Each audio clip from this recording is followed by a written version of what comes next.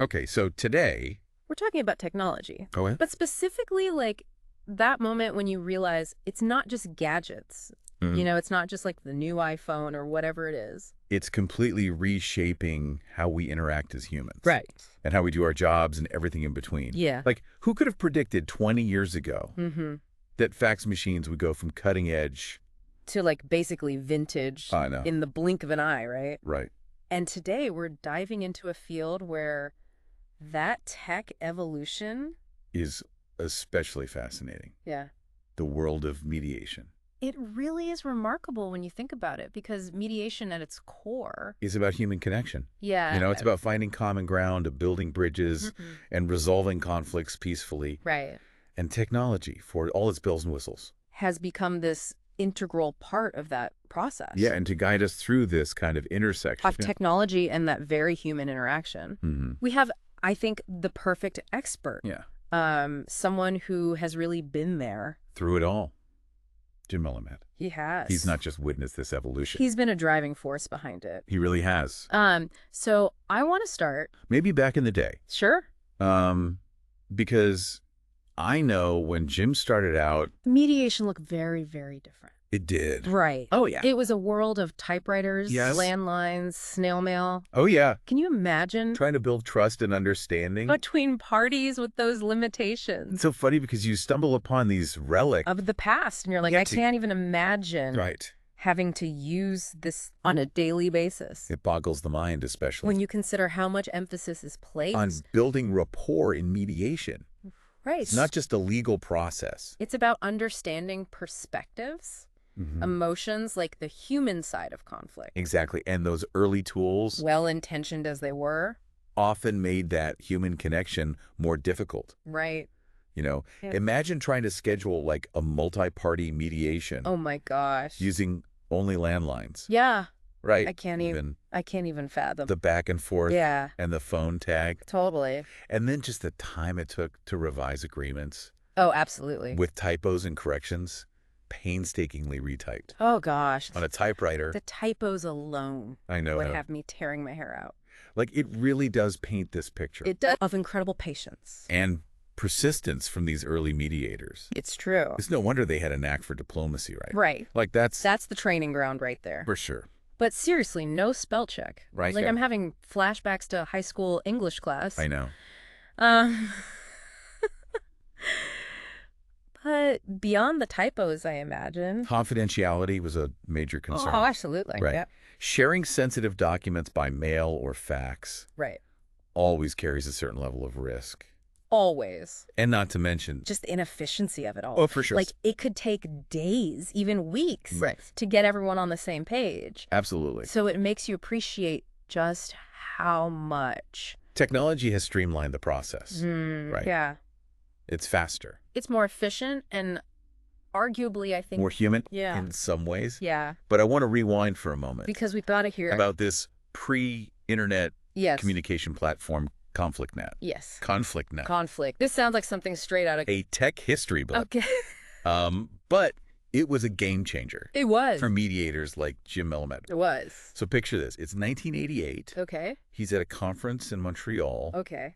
And he comes across this booth showcasing ConflictNet. And in that instant, like, he sees... the future of mediation. unfolding before his eyes. Wow. Talk about an aha moment, right? Right.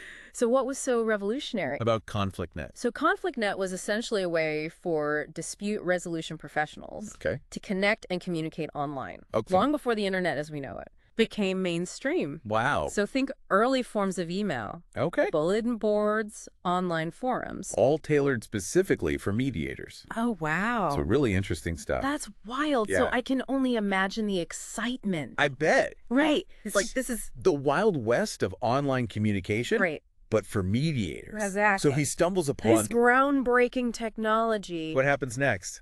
So true to form, Jim doesn't just see the potential. He acts on it. Okay. So he brings this technology... to the Academy of Family Mediators. Right. Where he was serving as executive director at the time. and this was a bold move. I bet. Not without its skeptics. But it really highlights Jim's... Forward-thinking nature. So the AFM embraced Yeah. ConflictNet.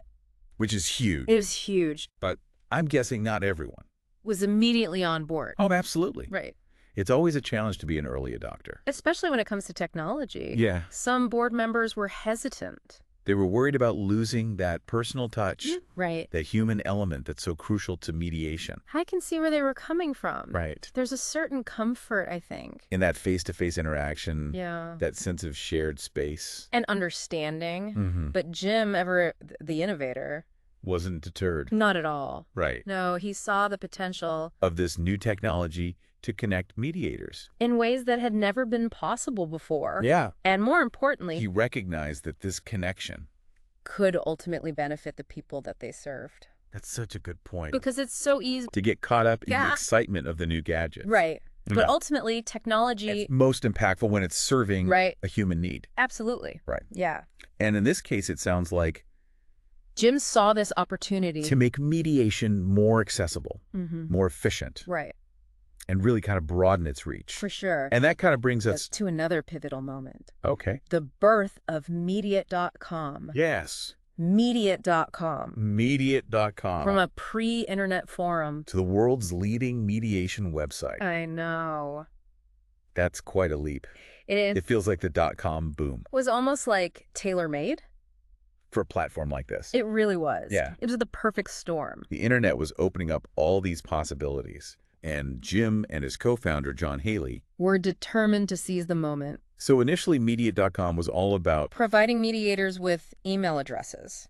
Right. But they quickly realized that they could do so much more. Yeah, an email address is only useful if people know where to find you. Right. And back then, the concept of even having a website I know, was still pretty novel. It was very new. Right. It wasn't like it is today, right. where everybody's expected to have one. Right.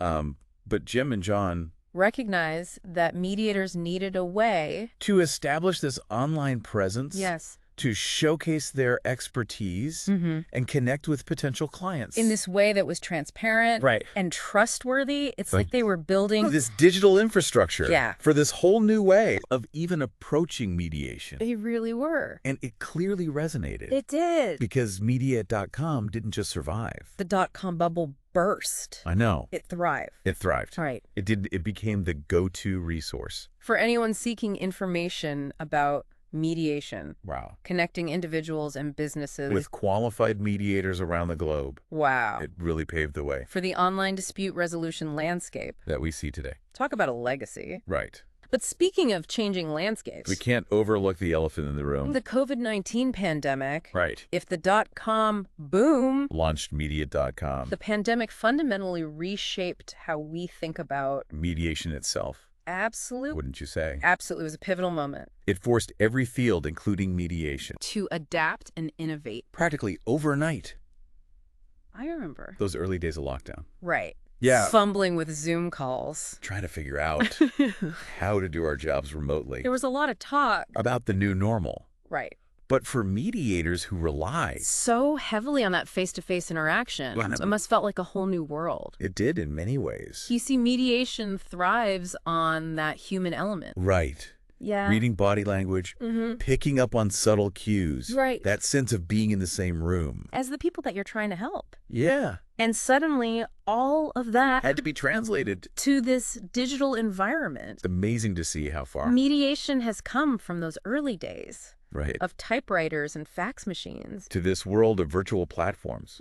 And dare I say it, artificial intelligence. AI is certainly the buzzword of the moment, isn't it? It really is. And it's sparking a lot of really fascinating conversations. In the field of mediation. I bet. So let's talk about that. Where does AI fit into this evolving landscape?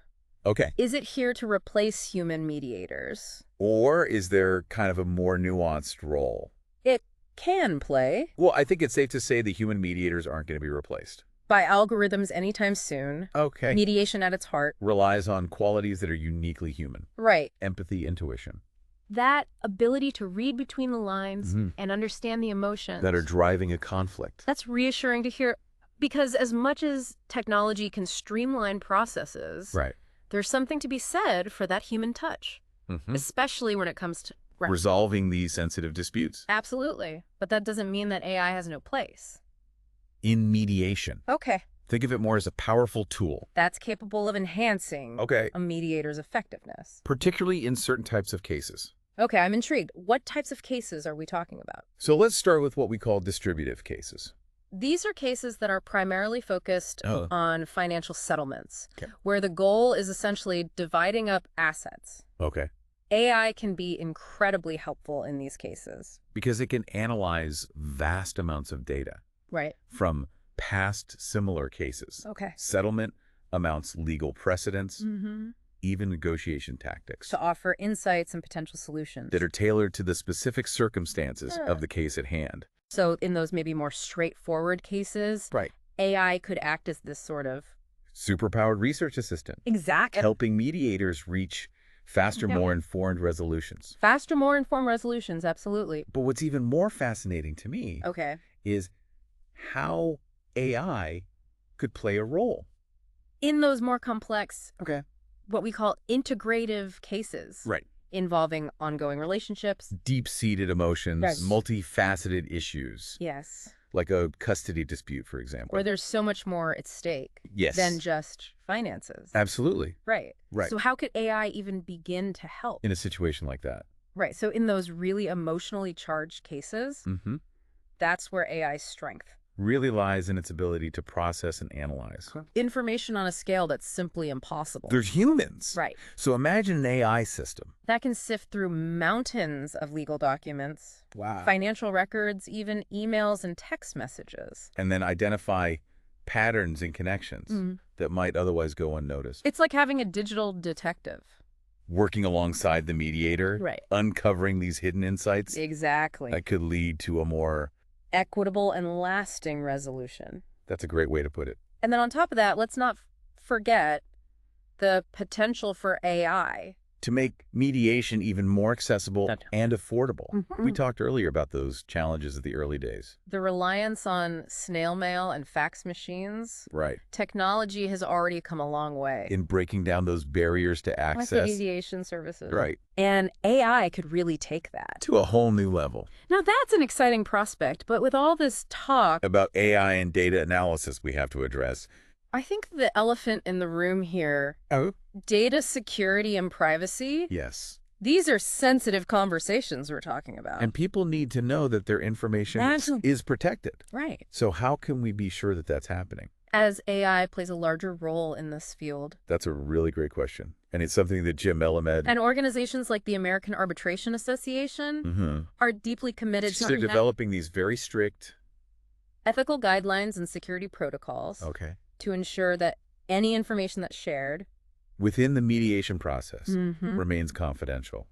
Even as AI plays a larger role. That's reassuring to hear because I think ultimately trust is paramount. Yes. In mediation, right? Absolutely. And in this digital age where data breaches and privacy concerns are constantly making headlines. Right. It's more important than ever, I think. To proceed with caution. Yes. And transparency. I agree. So it's been quite a journey. It has. From those early days of typewriters and fax machines. Right. To this world of AI and virtual platforms. It really seems like this whole evolution of mediation really exemplifies that intersection. It does. Of technology and human interaction. Right. Yeah. It's not about replacing human connection. It's about empowering it.